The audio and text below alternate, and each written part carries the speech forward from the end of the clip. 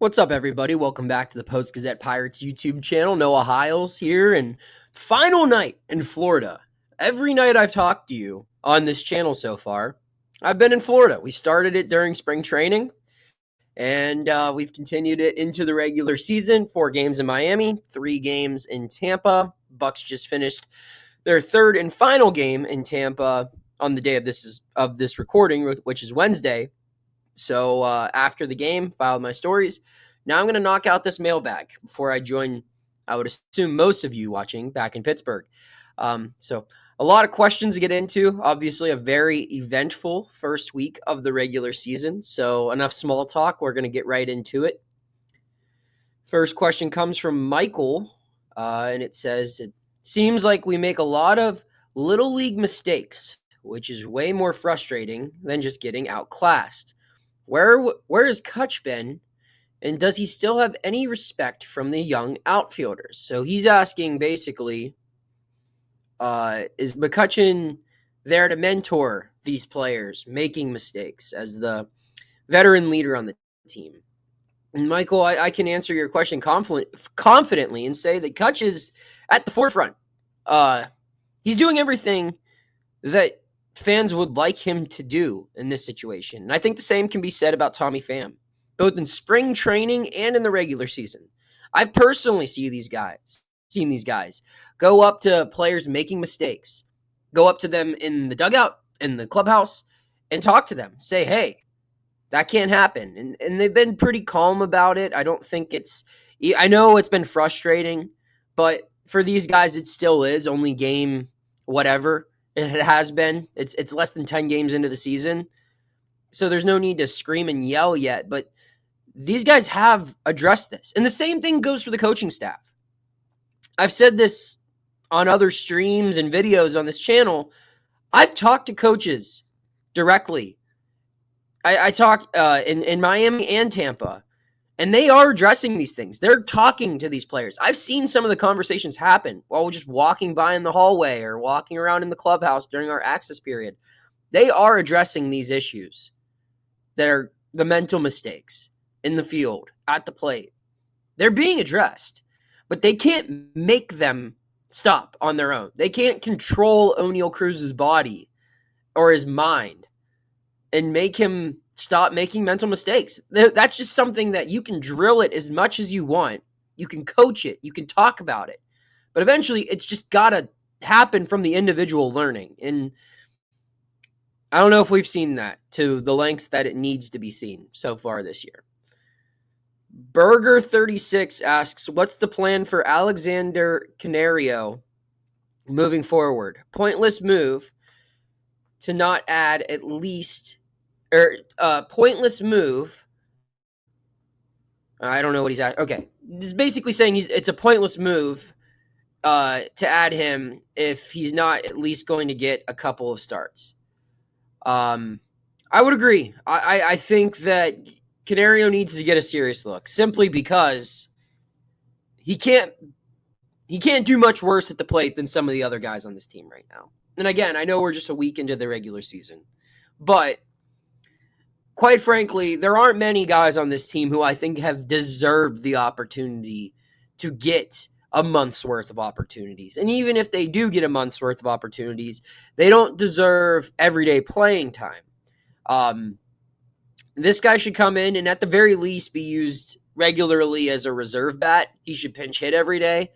They should have that opportunity with him being probably their only right-handed bat off the bench consistently on a day-to-day basis.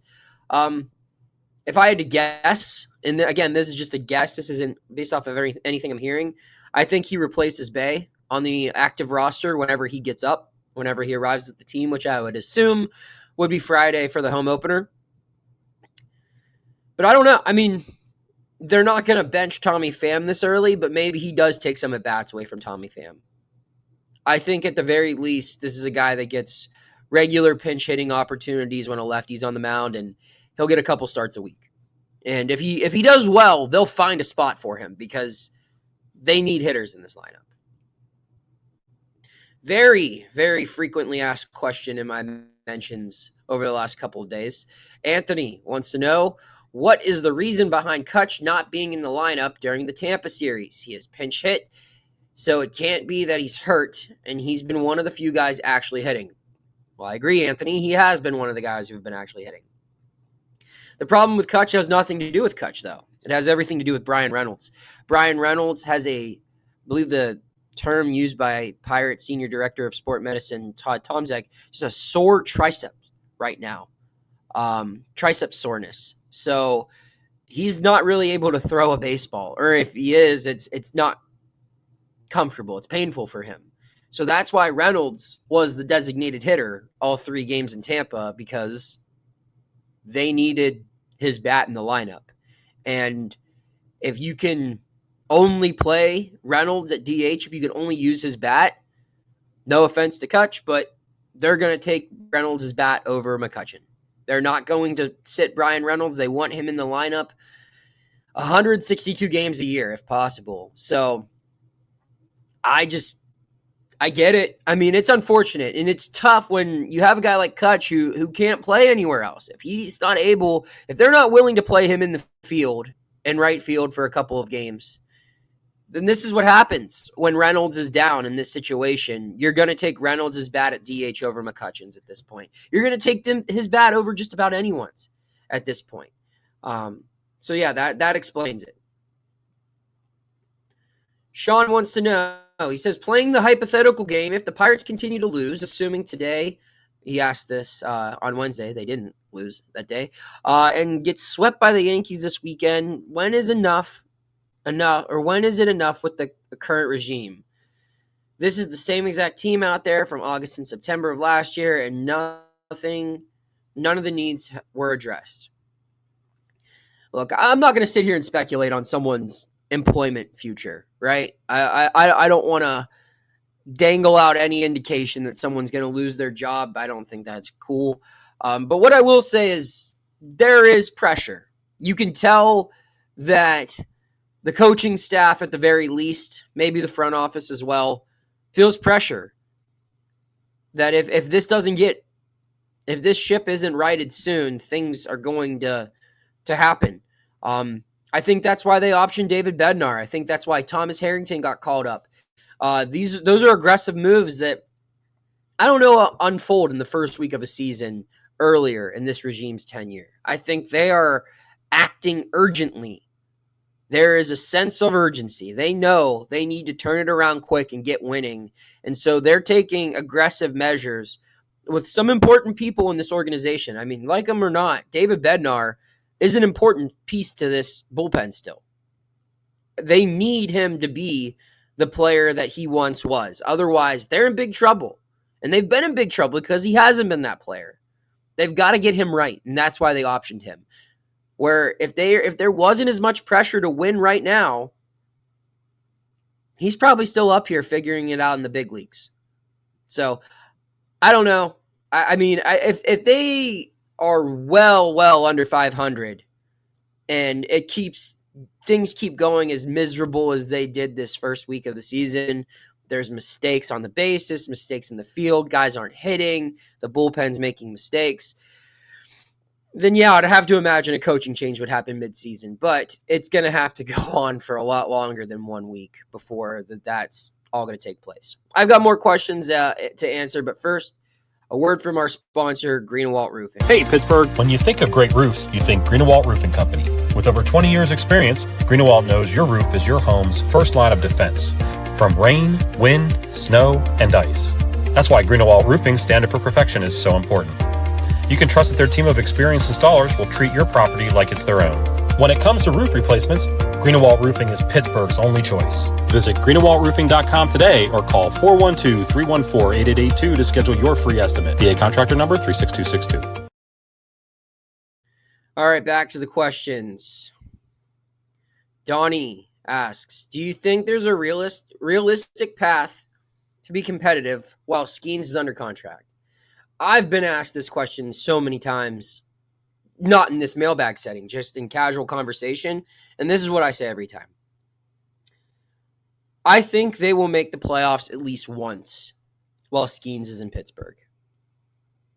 I just think that the pitching will be too good at some point where one year they're just going to get lucky and all of these guys are going to stay healthy. Skenes, Jones, Keller, Chandler, Harrington, Ashcraft, maybe Hunter Barco by that point. Who knows? Maybe someone else that we don't know of. Maybe Bailey Falter's still around. But they're going to have one of the better rotations in baseball. The bullpen will be fine. It just won't be a liability. And they're going to get lucky in the sense where a couple of guys just happen to have their best offensive season at the same time. Now, this isn't me predicting them winning 100 games while Skenes is here.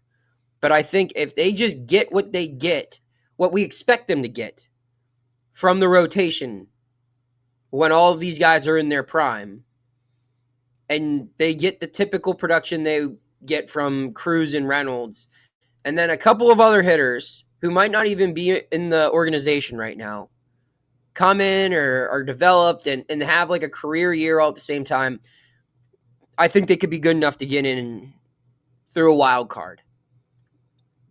And if they get in, it could be interesting. Right? I mean, that's always been the talk. Is the pitching is good enough to compete in a best of 3, best of 5 series. So my hope is if that does come, if they do get hot, make a playoff appearance, I hope the organization goes all in. Because even if they make it in this year, next year, whenever, whoever's running the team, I don't know if you can bank on this being a recurring thing. Just because, like what we saw from Jones in spring training, I mean, arm injuries happen with the game's elite pitchers. They do. So if you catch lightning in a bottle and everyone stays healthy for a year and everyone performs and the bats do enough to get you into October, I hope the front office recognizes what's happening and is willing. I'm sorry.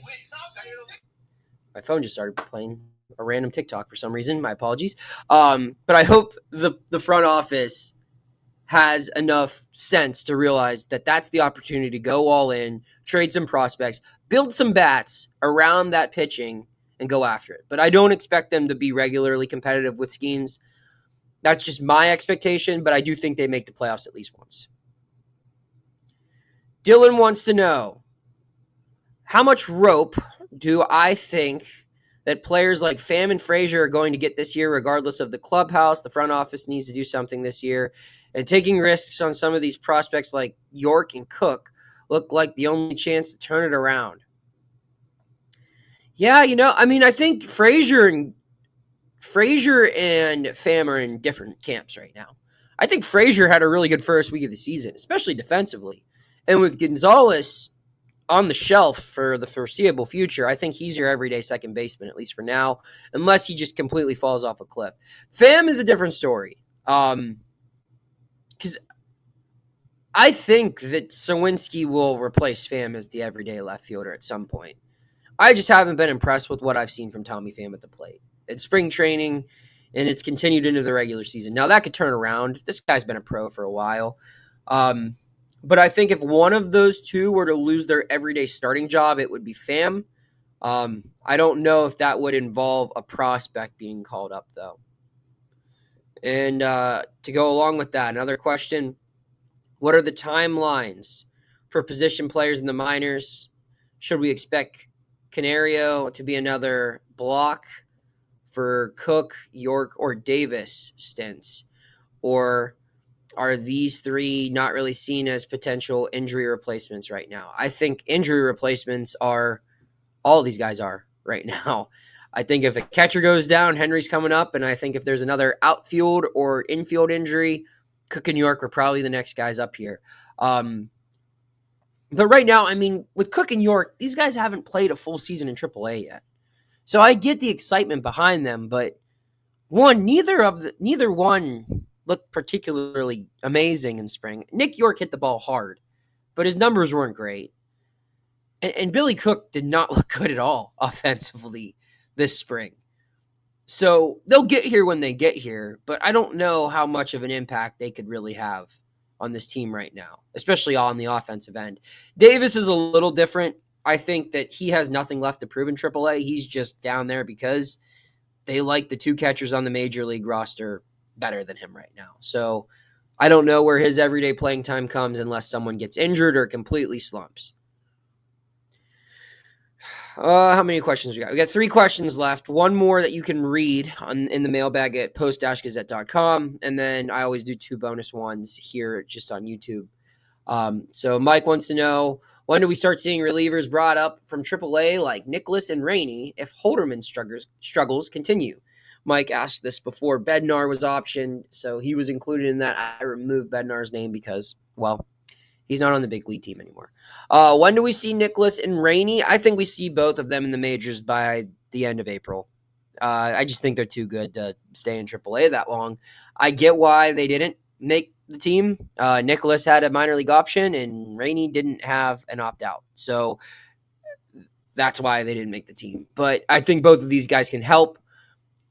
As I've said before, I don't think the bullpen as a collective whole is that bad right now. I think there are 2 guys that haven't looked very good. One of them is now in AAA, and I think the other is going to stop pitching in leverage situations here soon. Those guys being Bednar and Holderman.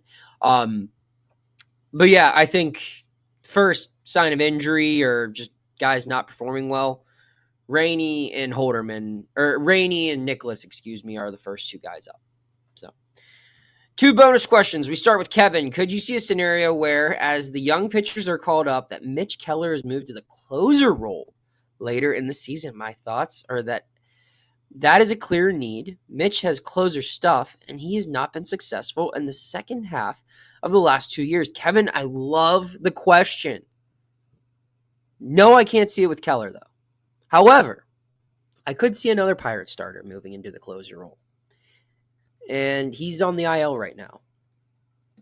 Jared Jones, I think, would be a perfect closer for the Pirates this season, whenever he returns. Now, there's one person who might not agree with me on that statement, and his name is Jared Jones. I think Jared Jones wants to be a starter and only a starter. And I think that if the team were to suggest moving him to a closer role, he would fear that would become his permanent position moving forward. Where if I were selling it to Jared, I would say, look, you had a very legitimate elbow scare at the start of the season. You're going to work your rear end off to get back to pitch in the major leagues. This is an opportunity that allows you to help our club in a huge role, but also maybe preserve your arm a little bit. But then again, maybe it doesn't preserve his arm because he's pitching multiple times a week as opposed to once a week. So what's more of a challenge to a guy with an elbow issue right now? Is it throwing high leverage innings 3-4 times a week where he can go max velocity? Or is it pitching once a week and then rest and recovery for 4? I don't know. But if I'm moving one starter into that role this year, I would go with either him or Oviedo. The 2 injured guys who need their workload volume, examined or they have to have a close eye on it. Monitored was the word I was looking for. It's been a long day. But anyway, those would be the 2 guys that I would consider for the closer role. If we're talking about starters to move into the 9th inning, I think both of them would be fun. So that's my thought on that one, Kevin. I like where your head's at, but they're not moving Keller back to the 9th inning. They're paying him, 1, they're paying him way too much money. And 2, even when Keller's bad, he still gets you like 4 or 5 innings of work. And when you get into August and September, you just need guys that can get you through games. And Keller can do that even when he's at his worst most of the time. Final question is from Derek. What's the general vibe around the locker room following the slow start to the season? Is there still a sense of optimism, or is confidence of the room drained? I'll say this. After today, I'm recording on Wednesday, after today's win, there were a lot of smiles going around. Vibes were the highest I've seen since the start of the season. They needed that one. Because prior to today, that locker room was a very tough vibe. There were a lot of guys who were upset, frustrated, flat out mad This was not how this team expected its season to start. The guys who are new were kind of giving off the impression of what the heck did I just get into? And the guys who were here last year are thinking, oh no, not again. But again, it's still very early. I think they're all trying to remind themselves of that. But the vibes, the first week of the season, were not good. There were times where it felt like August of last year because it looked like that on the field too. But unlike August, this team still has 150 plus games to figure it out. So I will be there to cover them all. My name's Noah Hiles. You can check out my work at post-gazette.com. You can also check out the work of my beat partner, who will soon be on these mailbags. I'm letting him get his feet wet a little bit, learn a bit about the team before he can start sharing his opinion on matters. I feel like that's the respectful thing to do. But his name's Colin Beasley. You'll be reading his stuff this home series. He's going to get some reps, and you'll eventually see him on this channel, so that'll be fun. You can check out his work. Jason Mackey, a regular on this channel, you can check out his columns at post-gazette.com. Follow us on all of our social media platforms that we are on: Facebook, Instagram, X, TikTok, and of course on YouTube. There's the Post-Gazette Sports Now YouTube channel, and of course this channel, which you're watching right now at PG Pirates. Subscribe if you haven't already. We'd love to get to 1,000 before the home opener. I know we're quickly approaching that. We're close. I don't know if we're going to get there. Would love for us to get there. And if you could subscribe and help us get there, it would mean a lot to me. Thank you for watching. Follow us, read our work, and keep tuning in. We'll have more coverage. We're 7 games through. A lot more. We'll have you covered from the start until the finish.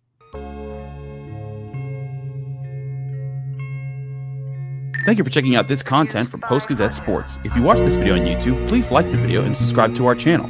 For all of the sports coverage the Post-Gazette has to offer, visit post-gazette.com.